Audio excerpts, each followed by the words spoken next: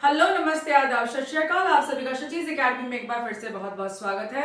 और अब हम पहुंचते हैं डिमांड फोरकास्टिंग के तीसरे मेथड पर। इससे पहले हमने डिमांड फोरकास्टिंग और उसके दो मेथड्स पहले डिस्कस कर लिए हैं। इस वीडियो को देखने से पहले आप वो जरूर देखें। और हाँ, ये वीडियोस जो हैं, जितने भी टॉपिक्स हैं वो सब हिंदी इंग्लिश दोनों में कवर्ड है। अगर आपको हिंदी में समझ में नहीं आता इंग्लिश में देख लीजिए, इंग्लिश में नहीं आता तो हिंदी में देख लीजिए। दोनों की प्लेलिस्ट हमारे चैनल पे अवेलेबल है। सो स्टार्ट करते हैं अपना टॉपिक। पहले स्क्रीनशॉट ले लेते हैं इसका। So here it is, screenshot ले लिया। Now start the topic. Expert opinion method, ये डेल्फी मेथड या इसे डेल्फी मेथड भी कहा जाता है। तीनों मेथड सही हैं इसके। और एक्सपर्ट ओपिनियन, हमने वहां पे सेल्स फोर्स ओपिनियन लिया था सेकंड मेथड में। पहले में हमने बायर्स सर्वे इंटेंशन लिया था, बायर्स का इंटेंशन देखा था।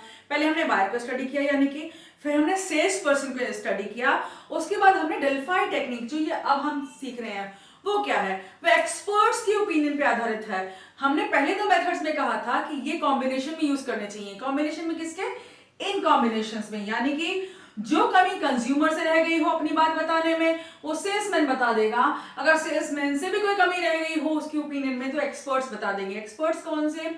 जो हर फील्ड के एक्सपर्ट्स होते हैं, और जो मार्केटिंग एक्सपर्ट हैं, कोई R&D का एक्सपर्ट है, कोई गवर्नमेंट पॉलिसीज के एक्सपर्ट है, ऐसे सभी एक्सपर्ट्स की राय यहाँ पे ली जाती है एक एनोनिमस मैनर में, यानी कि उनको क्वेश्चनर सेंड की जाती है, पर पता नहीं होता कि कौन कौन से एक्सपर्ट्स भाग ले रहे हैं। यानी कि अगर दो एक्सपर्ट्स हैं तो उनको आपस में नहीं पता होता कि दोनों ही एक सर्वे में या एक पोल में भाग ले रहे हैं, ओपिनियन पोल में भाग ले रहे हैं। तो यहाँ पे क्या है कि जो व्यक्ति है, जो एक्सपर्ट्स हैं डिफरेंट फील्ड्स के या सेम फील्ड के भी, तो उन्हें पता ही नहीं होता कि कौन कौन भाग ले रहा है। उनको कोई भी जानकारी नहीं होती। वो अपनी राय फ्री होकर, ऑनेस्ट होकर इसमें दे सकते हैं। इसीलिए यही इस मेथड की बहुत बड़ी एडवांटेज है, खूबसूरती भी है। ठीक है, तो इस मेथड को शुरू करते हैं। क्या है ये, इसका डेफिनेशन देखते हैं। डेफिनेशन में देखिए, it is a method, okay, in which experts work towards a group opinion.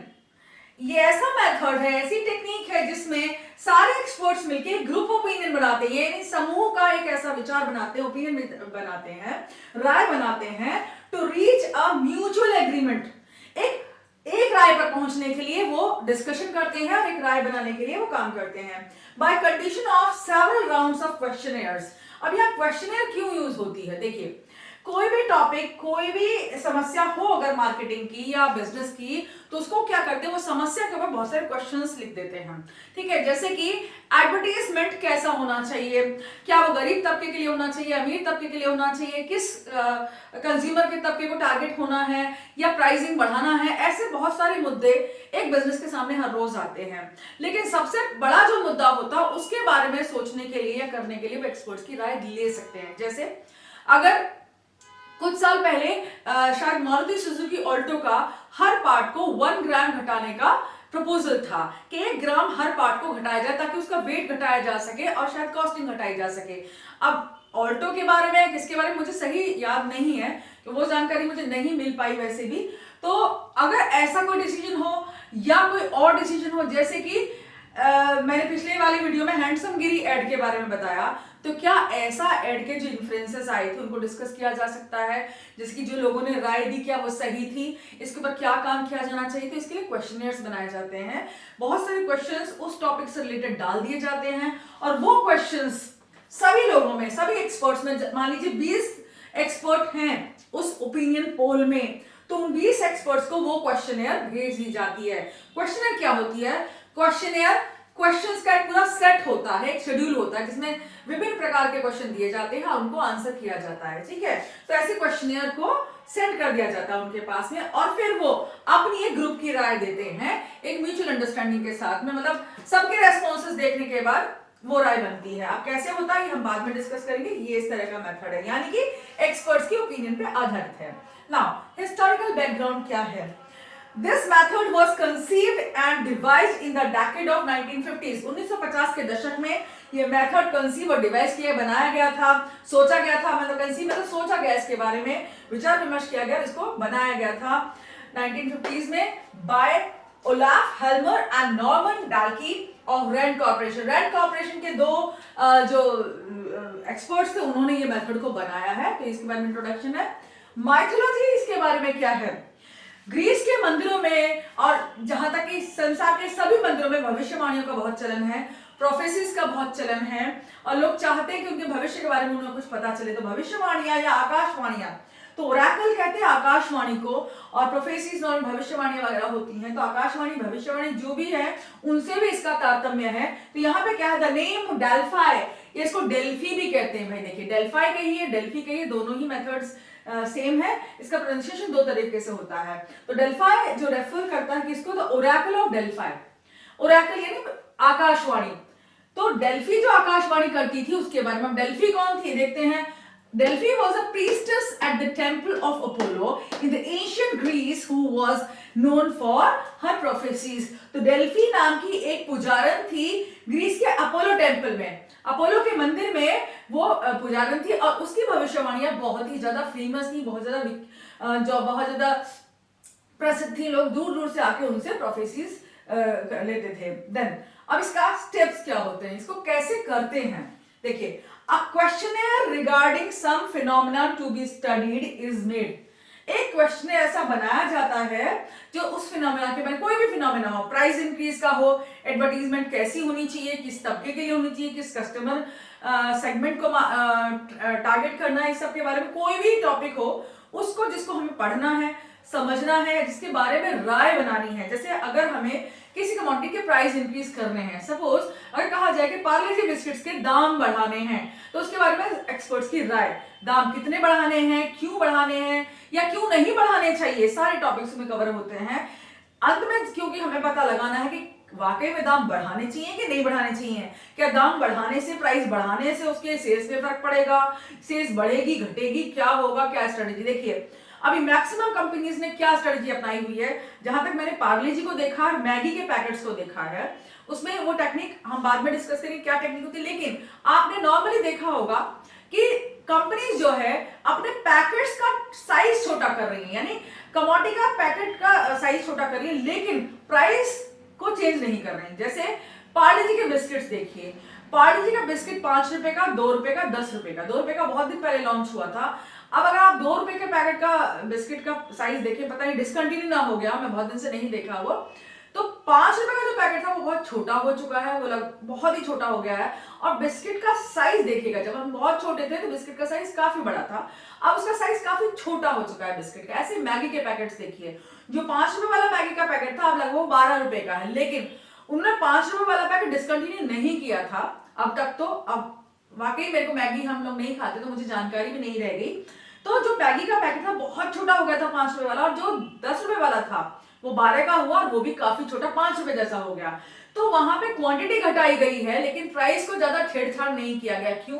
देखिए प्राइस एक बहुत ही दुखती रग है कस्टमर्स की, उसको कंपनी छेड़ना पसंद नहीं करती, इसी वजह से स्ट्रैटेजी अपनाई गई है। उस स्ट्रैटेजी का क्या नाम है ढूंढिए, और मैं बाद में आपसे अगले किसी और वीडियो में डिस्कस करूंगी, यहाँ नहीं, वो लंबी स्ट्रैटेजी है। देन अब यहाँ पे देखिए स्टेप्स क्या है, यहाँ पे क्वेश्चनर, ऐसी किसी फिनोमेनन को जैसे स्टडी करने के लिए हम क्वेश्चनर बनाते हैं।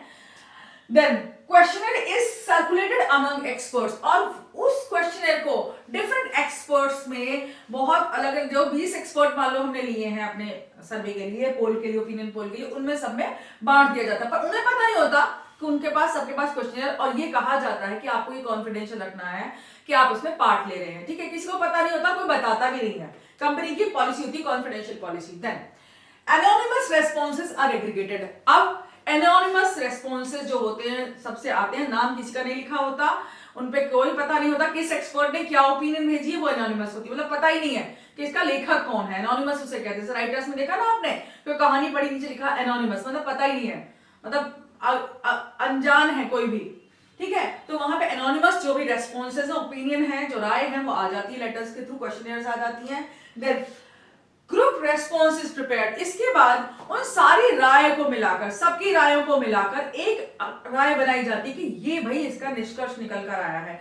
तो एक राय जो बनती है, अब 20 लोगों ने राय दी, उसकी हमने एक राय ग्रुप डिस्कशन से अपने हिसाब से, हमारी कंपनी अगर हमने बना ली, अब हमने क्या किया, जो राय हमने 20 लोगों के आधार पे बनाई थी वो फिर से हमने क्या की है, सब लोगों को भेजनी है। अब देखिए group response is shared with all experts, अब सारे एक्सपर्ट्स को फिर से वो राय हमने भेज दी।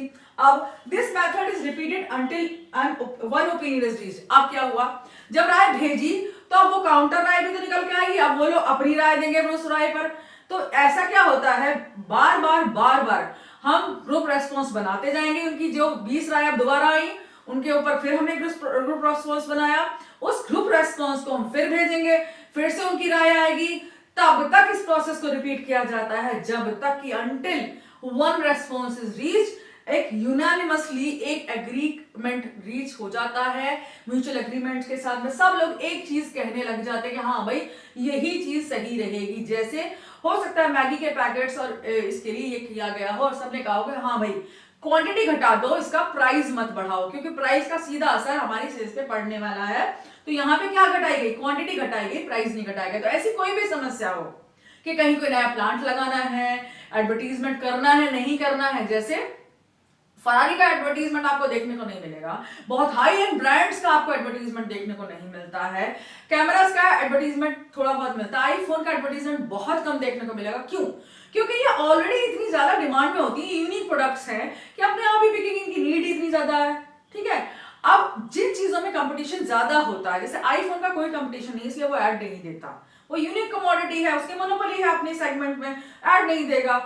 बाकी और भी बहुत सारे डेस्कटॉप के आपको एडवर्टीजमेंट नहीं मिलेंगे, आपको स्पीकर्स के एडवर्टीजमेंट बहुत कम मिलेंगे, कंप्यूटर्स के एडवर्टीजमेंट बहुत कम, लैपटॉप के भी होते हैं पर कम होते हैं, क्योंकि लोग अपने आप डिमांड करेंगे अपने आप, क्योंकि नीड है उनको उस चीज की। लेकिन कुछ चीज ऐसी जिनकी नीड नहीं होती है, लोगों को मार्केटिंग उनकी करनी पड़ती है, जैसे कि परफ्यूम्स हैं, आपके चॉकलेट्स हैं, डिफरेंट स्टाइल के जो नए चॉकलेट्स निकले हैं, कुछ ऐसी कमोडिटी जिनमें कंपटीशन ज्यादा है, लोकल कमोडिटीज भी बहुत ज्यादा है। जैसे किसान सॉस का ऐड काफी देखने को मिलता है आपको।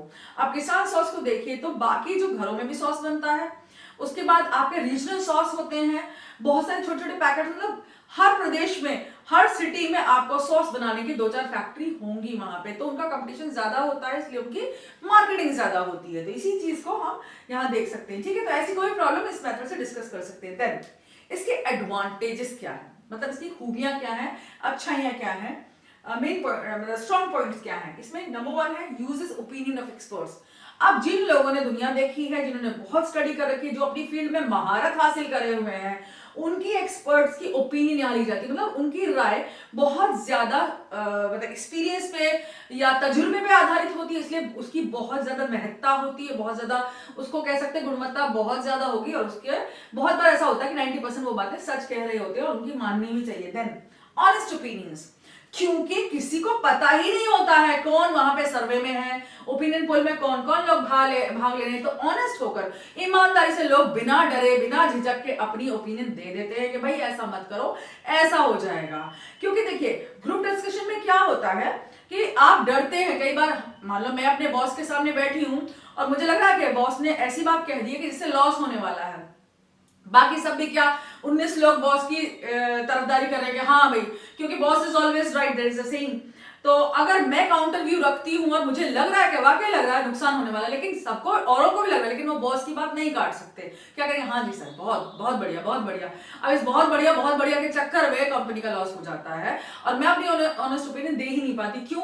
मैं एकदम से बुरी नजरों में आ जाऊंगी, एकदम नजरों में, भाई हाँ ये बंदी है, ये मेरी बात काटती है, तो मुझे हो सकता है फायर कर दिया जाए, तो मैं अपनी नौकरी बचाऊं या भैया राय दूं, तो बढ़िया है, सब जैसे हाँ हाँ कर रहे हैं हम भी हाँ बोल देते हैं। तो ग्रुप डिस्कशन में आप ऑनेस्ट ओपिनियन कई बार नहीं दे सकते, क्योंकि काउंटर व्यूज भी आते हैं। अब जो 19 जो गुर्गे हैं बॉस के, वो तो कहेंगे अरे मैडम आप क्या बात कर रही हो, ठीक है, तो हम ओपिनियन नहीं दे सकते। अब यहाँ क्या ऑनेस्ट ओपिनियन मिल जाती है। देन डिसएडवांटेजेस, इसकी क्या क्या कमियां है। नंबर 1 टाइम कंज्यूम, बहुत ज्यादा टाइम खर्च होता है भाई। देखो अब मान लो 20 राउंड में भी किसी की ओपिनियन नहीं बन पाई, तो भैया ये सारा पैसा ढेला जो भी इसमें एफर्ट लगने वाले सब आपके बर्बाद जाने वाले, गड्ढे में जाने वाले हैं। ठीक है, next no direct counter views.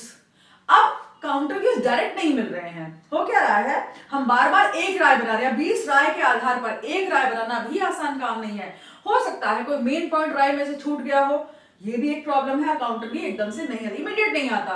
और कई बार ऐसा होता है मुझे रिपोर्ट बनानी है, किस मूड में हूँ, क्या हूँ, मुझसे कोई पॉइंट छूट जाए। अब डायरेक्टली जब हम डिस्कशन करते हैं तो अचानक से काउंटर व्यू निकल के आता है, वो बहुत बार सही होता है। तो यहाँ वो एब्सेंस है उस चीज की, वो चीज हम नहीं कर पाते क्योंकि लोग जानते ही नहीं कौन भाग ले रहा है। देन इंफॉर्मेशन में ऑलरेडी भी ऑन इंटरनेट, कई बार ऐसा होता है जो एक्सपर्ट जो जानकारी दे रहे हैं वो ऑलरेडी इंटरनेट पे है और सारा एफर्ट मनी जो हमारा सारा टाइम खर्च हुआ है वो सारा का सारा बेकार चला जाएगा, क्योंकि ऑलरेडी इंटरनेट पे ऐसी चीजें पड़ी हुई हैं तो हम वहां से इंफॉर्मेशन हासिल कर सकते हैं। तो इसके देखिए हर मेथड की अपनी एडवांटेजेस डिसएडवांटेजेस होती हैं, अच्छाइयां बुराइयां होती हैं, लेकिन यूज करने वाले पर आधारित होता है कि वो किस तरह से यूज करता है। जैसे चाकू गला भी काट सकता है, चाकू सब्जी भी काटता है, तो यूज करने वाला अगर एक्सपर्ट है वो जानता है कि उसको किस मेथड को कहाँ यूज करना है और कैसे यूज करना है, तो बहुत अच्छे रिजल्ट्स इन चीजों के आते हैं। देखिए मार्केटिंग हो बिजनेस हो, ये बहुत ही समझदारी और सलीके और बहुत ही मतलब एक ऐसा प्रोसेस है जिसमें आपको पल पल की मार्केट की खबर रखनी पड़ती है, तजुर्बा भी चाहिए, आपको मार्केट का ध्यान भी रखना होता है, आपको कंज्यूमर का भी एक्सपर्ट कंज्यूमर की भी ओपिनियन चाहिए, सेल्समैन की भी राय लेनी पड़ती है, तो चारों ओर मतलब आपको नजर रखनी पड़ती है कहाँ मार्केट में क्या हो रहा है, तभी आप एक अच्छा बिजनेस चला सकते हैं। और इसी तरह से जो लोग डिमांड फोरकास्टिंग करते हैं उनको भी इन सब चीजों पे नजर रखनी पड़ती है, क्योंकि वो एक कंपनी के रिप्रेजेंटेटिव होते हैं, उनके हाथ में ही कंपनी का भविष्य होता है। तो डिमांड फोरकास्टिंग बहुत अच्छा टूल है, इसके डिफरेंट मेथड्स को हम कोलैबोरेशन में यूज कर सकते हैं। तो देखिए स्क्रीनशॉट शायद आपने ले लिया है, तो टॉपिक होपफुली समझ में आया होगा, नहीं आया है घबराओ मत, दोबारा और भी समझा देंगे इसको। Then I am writing a book on this, एक किताब लिख रही हूँ मैं इस पे, छोटे छोटे नोट्स मैं आपको देती चली हूँ यहाँ पे, क्योंकि कुछ बच्चों ने कहा कि मैम नोट्स भी प्रोवाइड करिए, तो मैं बोर्ड पर ही आपको स्क्रीनशॉट के द्वारा नोट्स दे रही हूँ, और इन्हीं को आप थोड़ा सा एक्सपेंड करके लिखेंगे तो आपको एग्जाम में अच्छे मार्क्स मिलेंगे, जरूर मिलेंगे, क्यों नहीं मिलेंगे जब आप इतनी मेहनत करेंगे तो। Okay, thank you so much, take care, God bless you.